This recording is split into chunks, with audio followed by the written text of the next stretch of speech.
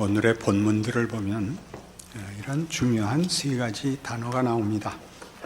하나는 18절에 보는 바와 같이 고난입니다. 생각건대 현재 고난은 장차 우리에게 나타날 영광과 비교할 수 없도다. 고난이 나오고 이어 나온 것 같이 영광이라는 단어가 나옵니다. 그 단어는 18절에는 더 나오고 21절에도 그 바라는 것은 피조물도 썩어짐의 종로로 단데서 해방되어 하나님의 자녀들의 영광의 자유에 이르는 것이라. 그리고 24절에 보듯이 소망, 우리가 소망으로 구원을 얻었음에 보이는 소망이 소망이 아니니 보는 것을 누가 바라리요. 이 세 단어가 오늘 본문에 매우 중요한 것이 됩니다. 우리는 오늘의 본문을 시작하면서 그것이 17절에 있었던 이 말을 잊고 있다는 것을 기억해야 됩니다.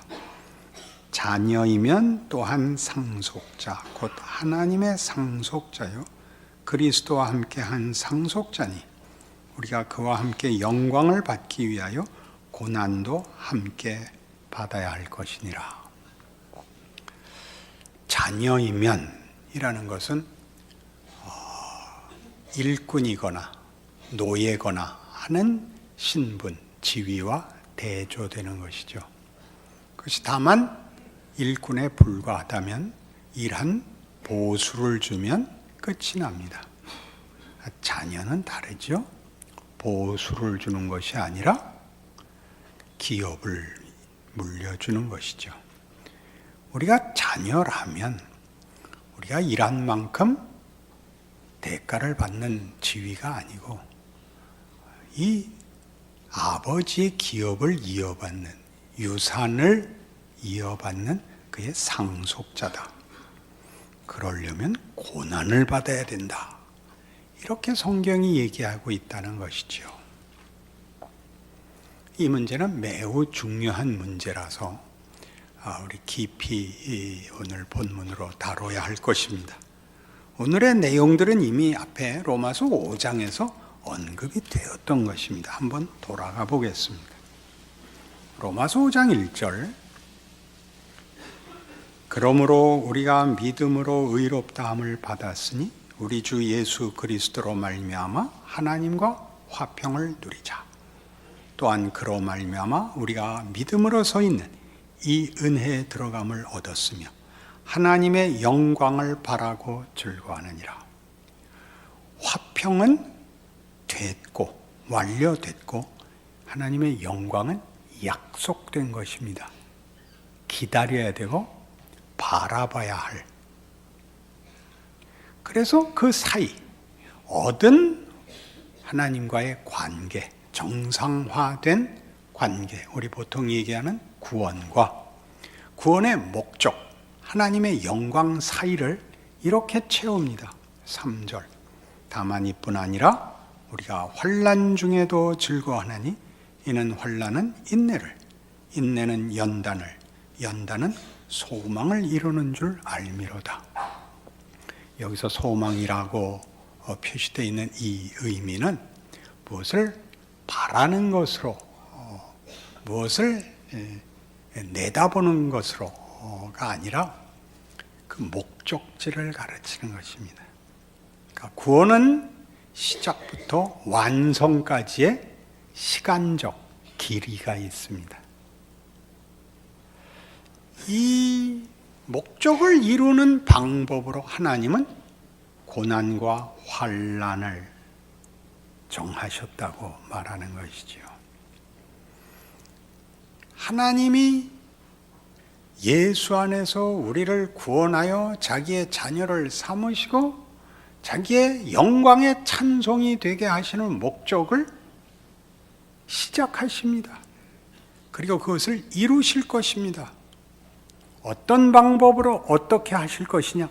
고난으로 하시겠답니다. 그것이 성경의 선언입니다. 모르면 어떤 문제가 생기느냐?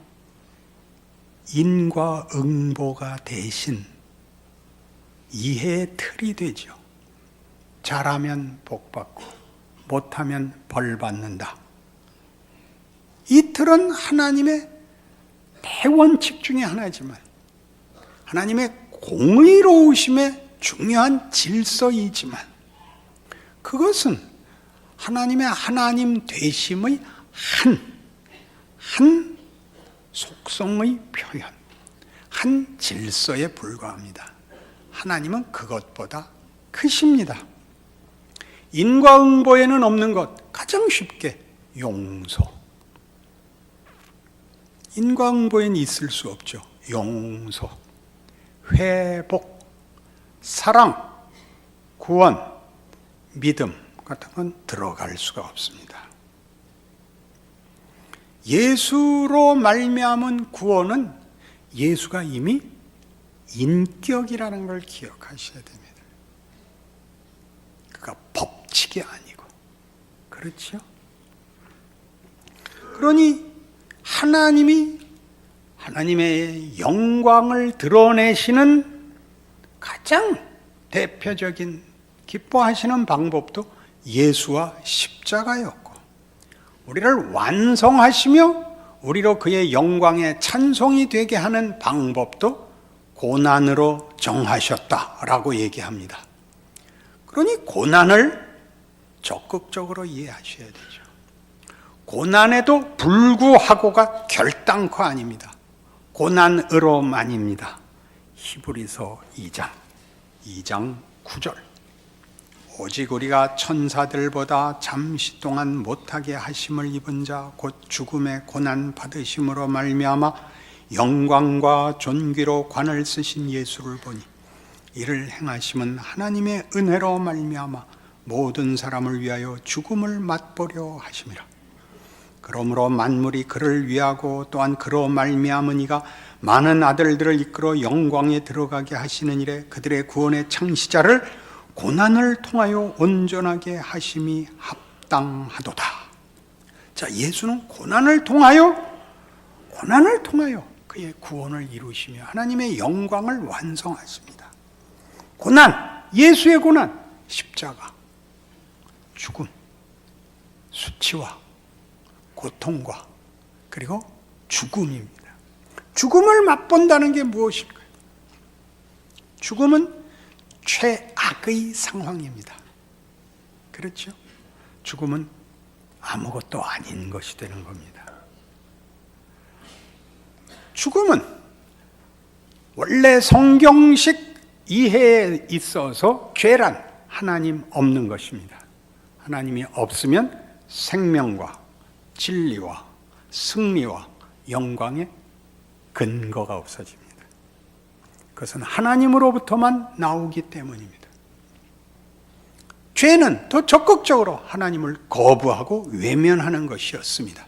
스스로 죽을 자리로 들어간 것이죠. 스스로 죽을 자리로 들어간 것이죠. 거기를 하나님은 찾아 들어오시는 것입니다. 예수의 고난입니다. 고난이란 뭐냐? 있어서는 안 되는 경우, 우리가 만든 비참한 현실에 들어오시는 것이죠. 우리는 바로 이 문제, 우리가 경험하고 보는 현실과 그 현실에 들어오시는 예수에 관한 이 두 정황과 본문에 대한 이해가 부족합니다.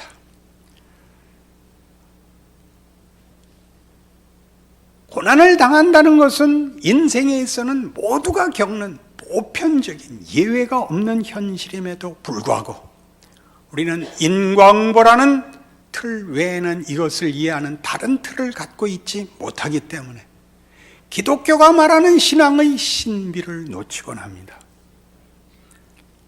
기독교가 잘못한 자리에 하나님이 예수를 보내어 잘한 것으로 잘해도 얻을 수 없는 것을 하나님이 우리에게 주신다.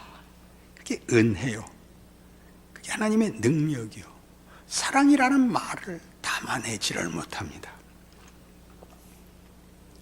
고난을 부정적으로 이해를 해서, 그것은 언제나 잘못했을 때만 받는 벌로 이해를 해서, 고난을 당하면 무엇인가 잘못했을 거라고 생각을 하지, 하나님이 그것으로 일한다는 생각은 못하는 것이죠.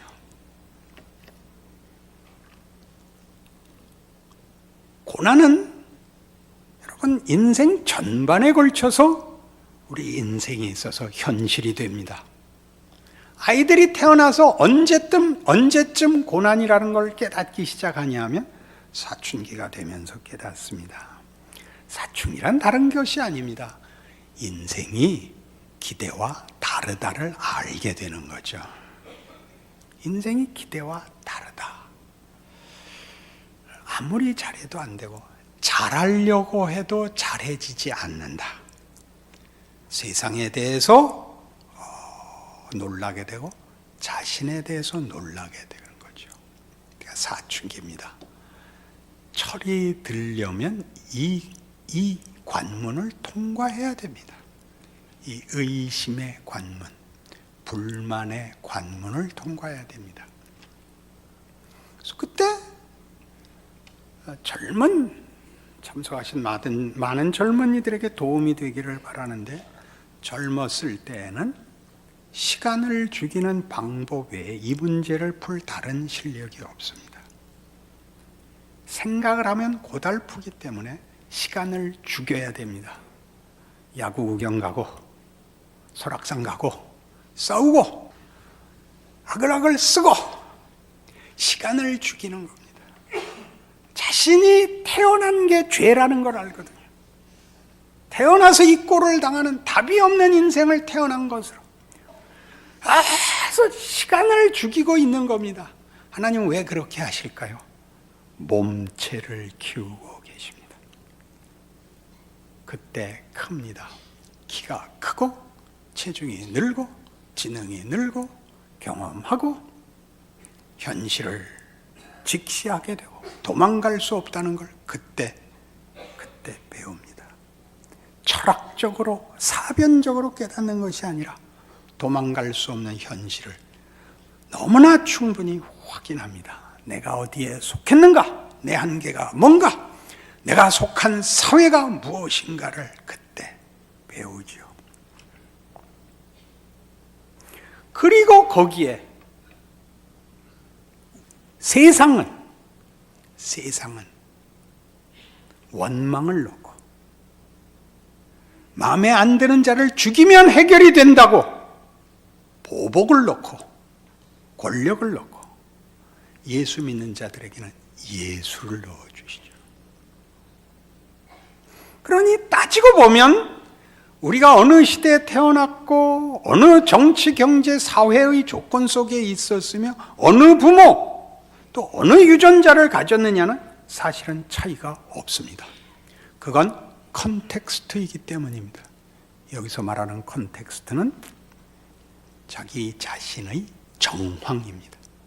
하나님이 우리 각자에게 준 정황, 어떤 유산, 어떤 환경, 어떤 유전 속에서 나라는 존재를 만들었는가가 컨텍스트입니다. 그릇이 됩니다.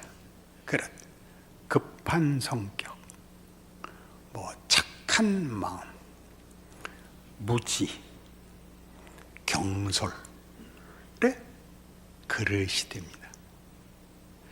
문제는 거기에 무엇이 담기느냐죠. 그릇이 내용물을 만드는 것이 아니라 하나님만이 주실 수 있습니다. 생명을, 진리를, 하나님 아는 지식을, 하나님의 자녀라는 신분을, 그건 하나님만 주십니다. 그걸 주지 못하면 여러분들 우리 시대를 살면서 보다시피 컨텍스트를 바꾸는 싸움에 목숨을 걸게 됩니다. 정권을 바꾸고 나랑 견해가 다른 놈들은 다 죽이고 고함을 지르고 분을 내고 외에는 텍스트의 싸움은 있을 수가 없습니다.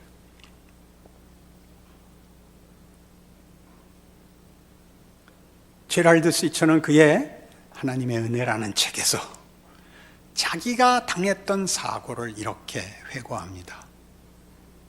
20년 전에 당했던 그 사고, 잊을 수 없는 사고, 교통사고로 만취한 운전자가 자기 차를 중앙선을 넘어 들이받아, 이 말은 다 100% 상대방의 잘못으로 이 사람이 씻을 수 없는 사고를 당합니다. 어머니와 아내와 딸이 죽습니다. 잊을 수 없는 사고고 넘어설 수 없는 충격이었죠. 20년을 지내고 그 책을 쓰면서 이렇게 얘기했죠. 이제 와서 보니 그 사고는 소품에 불과했다. 소품이라는 건 얼마나 작은 건지 아시죠? 한 장면에, 한 무대에, 한 배치에 있어도 그만이고 없어도 그만인 책 한 권 같이, 볼펜 하나 같이, 화분 하나 같이 그렇게 자리매김하고 있는 거죠. 왜 그게 소품이죠? 거기서 무엇을 만들었는가, 그 안에 하나님이 무엇을 담으셨는가에 비하면 그런 사고는 사실 아무래도 좋았다. 우리가 인생 전반에 걸쳐서 배우는, 태어나면서부터 고난 속에 있는 우리, 환경이 나빠서도 아니요, 무력해서가 아니라 하나님이 그 속에 보낸, 그래서 무엇을 하시는가를 제대로 이해하지 못한다면 예수 믿는 건 빨리 죽는 것 외에 복일 게 없습니다. 예수의 오심은 그런 의미에서 히브리서 2장이 얘기하는 죽음을 맛보신다는 것은 하나님 없는, 하나님 거부한, 그래서 파멸로밖에 갈 수 없는, 하나님 없는, 아무것도 가치가 없는 그 자리를 주께서 들어오심으로 거기에 아무것도 없는 컨텍스트에 본문을 담으시겠다는 겁니다.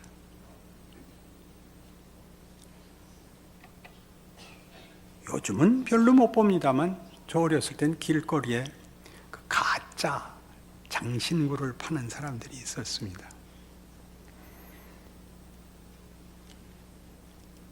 신문지 위에 반짝반짝하는 목걸이와 귀걸이와 반지를 놓고 팔았습니다. 그리고 어떻게 생각했겠습니까? 당연히 가짜지요. 신문지 위에 진품을 올려놓을 수는 없는 노릇이니까요. 아무 보안장치도 없이 그 수많은 귀금속을 늘어놓을 수는 없는 것이니까요. 하나님이 거길 들어오시면 죽음 속에서도 생명을 만들어내는 것, 그게 부활 아닌가요? 그러니까 여러분이 겪은 그 고난들이 우리가 뭘 만들 수 없고 억울하고 장애인 모든 정황이 그 자체로의 문제가 아니라 거기에 하나님이 본문을 넣을 수 있다면 여러분들이 가지는 고난들은 오히려 여러분들을 보낸 자리 아닐까요? 예수께서 죽음까지 오셔서 본문을 넣으실 수 있다면 그것보다 못한 정황은 없거든요. 십자가란 인간이 만들 수 있는 최악의 경우지요. 배신, 무지로 만든 수치거든요. 우리를 만들고 우리를 복주려 오신 이를 팔아먹고 비난하고 뒤집어 씌운 자리 있잖아요. 거기를 하나님이 본문으로 그 정황을 쓰실 수 있다면 우리의 인생의 고난이라는 것은 결국 예수께서 그리하신 것 같이 우리를 보내는 모든 자리, 본문을 만들 수 없다고 느끼는 자리에 보내는 하나님의 복음이 아니겠냐 이겁니다. 고린도후서 4장에 와보십시오.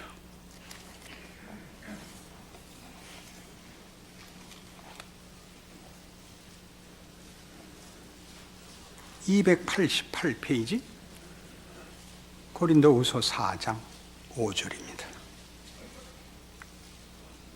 우리는 우리를 전파하는 것이 아니라 오직 그리스도 예수의 주 되신 것과 또 예수를 위하여 우리가 너희의 종된 것을 전파함이라.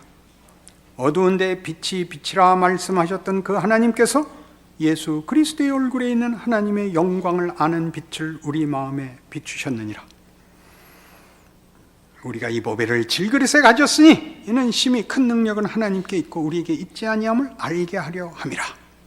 이 보배를 질그릇에 가졌다. 질그릇이 그릇이죠. 우리라는 존재와 우리의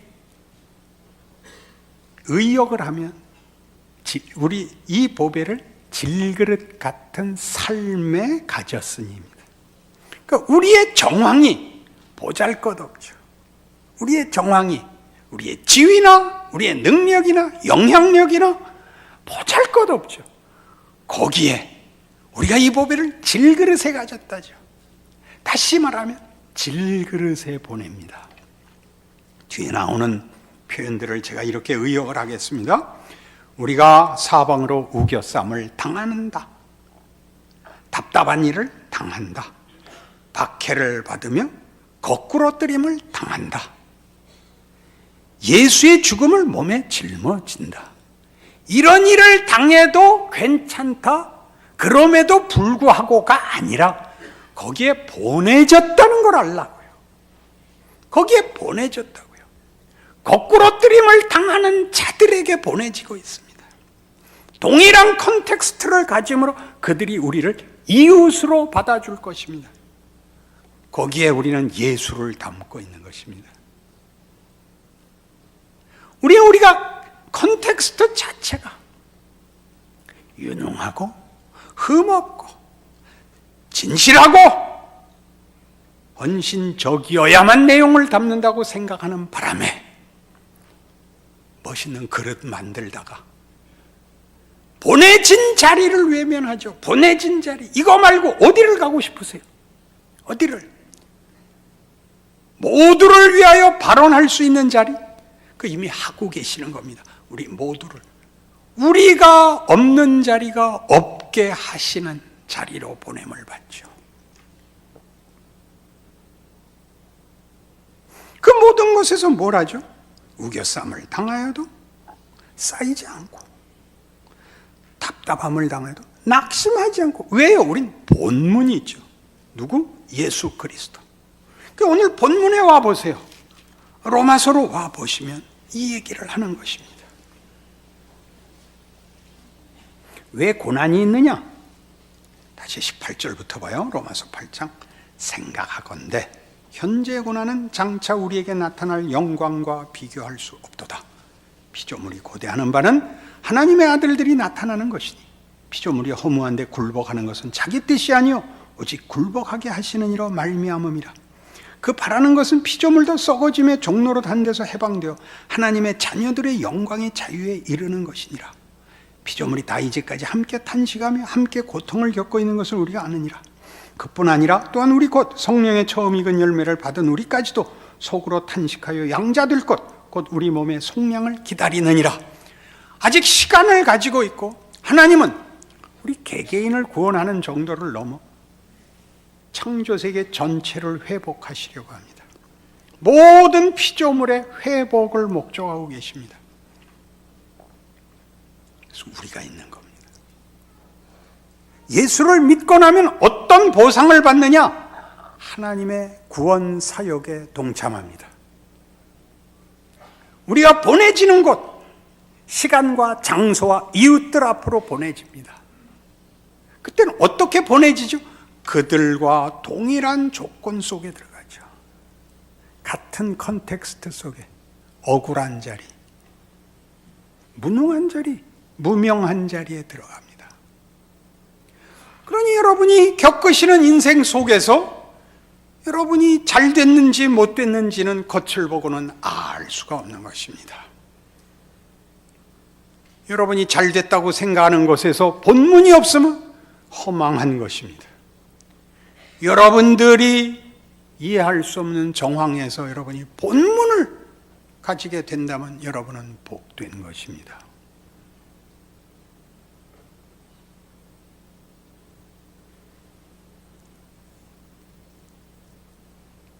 이 일들을 소망이라는 시간적인 거리, 지금이 시작이고 완성이라는 자리까지 일하시겠다라는 하나님의 크기에 대한 이해로서 우리의 자리를 지켜야 된다는 것이죠. 오늘 나라는 존재는 아무도 대신할 수 없습니다. 어제를 살 수 없고 내일을 살 수 없습니다. 오늘을 살아야 됩니다. 매일 하나님의 손길로 그 경우에서, 그 정황 속에서 여러분들의 믿음을 발휘하십시오.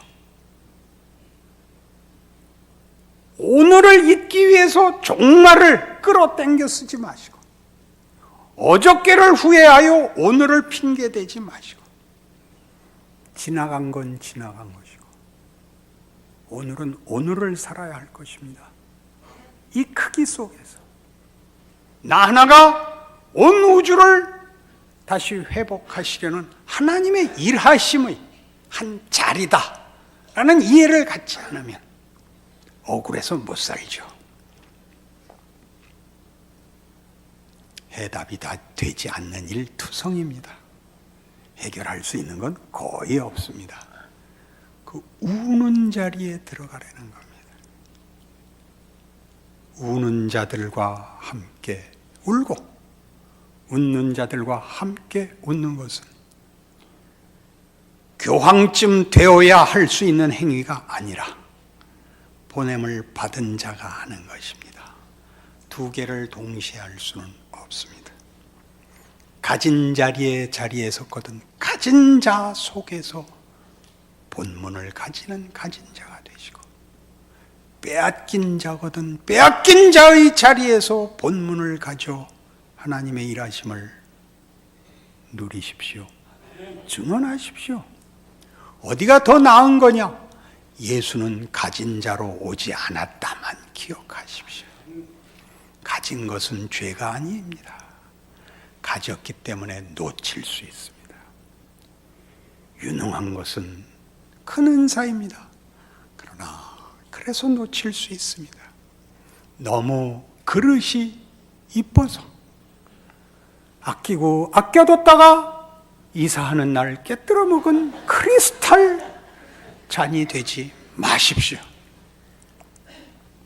고린도전서 1장에 가면 이 문제를 이렇게 분명하게 못을 박아 놓습니다. 잊지 마십시오. 고린도전서 1장 18절, 십자가의 도가 멸망하는 자들에게는 미련한 것이요 구원을 받는 우리에게는 하나님의 능력이라. 기록된 바 내가 지혜 있는 자들의 지혜를 멸하고 총명한 자들의 총명을 폐하리라 하였으니, 지혜 있는 자가 어디 있느냐? 선비가 어디 있느냐? 이 세대의 변론가가 어디 있느냐? 하나님께서 이 세상에 지혜를 미련하게 하신 것이 아니냐? 하나님의 지혜에 있어서는 이 세상이 자기 지혜로 하나님을 알지 못하므로 하나님께서 전도에 미련한 것으로 믿는 자들을 구원하시기를 기뻐하셨도다. 유대인은 표적을 구하고 헬라인은 지혜를 찾으나 우리는 십자가에 못 박힌 그리스도를 전하니 유대인에게는 거리끼는 것이요 이방인에게는 미련한 것이로되 오직 부르심을 받은 자들에게는 유대인이나 헬라인이나 그리스도는 하나님의 능력이요 하나님의 지혜니라. 아멘입니다. 여러분은 최상의 조건 속에 있습니다. 아멘을 안 한다 이거죠? 하나님의 지혜와 능력의 구체적 자리입니다. 그래서 우리는 이 고난을, 아니 우리의 형편을 우리는 긍정하기로 합니다. 그러면 안심해도 된다는 뜻이 아닙니다. 고통을 안심하고 있으면 고통이 없어지는 게 아니라 고통은 그대로 있습니다. 그러나 그것이 억울하고 비참한 것이 아니라는 건 알고 있어야 됩니다. 무서운 건 무서운 거고 가는 건 가는 겁니다. 본문으로 돌아오셔서 이렇게 오늘의 결론을 내죠. 8장 26절, 이와 같이 성령도 우리의 연약함을 도우시나니 우리는 마땅히 기도할 바를 알지 못하나 오직 성령이 말할 수 없는 탄식으로 우리를 위하여 친히 간구하시느니라. 말할 수 없는 탄식. 신이 인간을 위하여 기도하는 유일한 종교. 인간이 하나님께 자신을 위하여 기도하는 게 아니라 신이 인간을 위하여 기도하는 종교. 말할 수 없는 탄식. 어디 나왔죠? 앞에도 있었어요. 22절. 피조물이 다 이제까지 함께 탄식하며 함께 고통을 겪고 있는 것을 우리가 아느니라. 이 탄식, 우리가 보냄을 받는 자리에 어려운 깊이 탄식하며 걸어야 할 만큼의 자리까지 가는 겁니다. 어쩌면 이럴 수 있을까? 인생이 어쩌면 이럴 수 있을까? 예까지 죽음을 맛보시는 예수까지 보냄을 받습니다. 설마 이거는 하나님이 안 돌아보시는 자리까지, 거기까지 가는 것이요.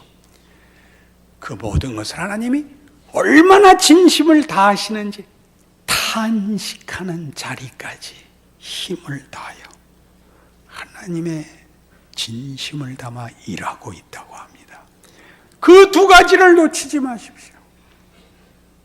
우리가 생각한 것보다 더 깊은 자리에까지 가며 하나님이 그 어느 것보다도 더 큰 성의와 의지를 가지고 행하시는 자리라는 것, 말할 수 없는 탄식, 기독교의 힘, 우리가 믿는 하나님의 진실 기억하시고 여러분의 삶을 명예롭게, 진지하게 놓치지 마시고 꽉꽉 채워 사시는 복된 인생이기를 바랍니다. 기도하십시다. 하나님 아버지, 하나님의 자녀로 사는 것은 무서운 일입니다. 대강 살 수 없습니다. 그리고 그것은 명예로운 일입니다. 영광된 지위입니다. 누릴 수 있게 하여 주시옵소서. 기뻐할 수 있게 하여 주시옵소서. 책임 있게 하여 주시옵소서. 영광되게 하여 주시옵소서. 우리에게 누리라고 준 지위를 알게 하여 주시옵소서. 예수님 이름으로 기도합니다.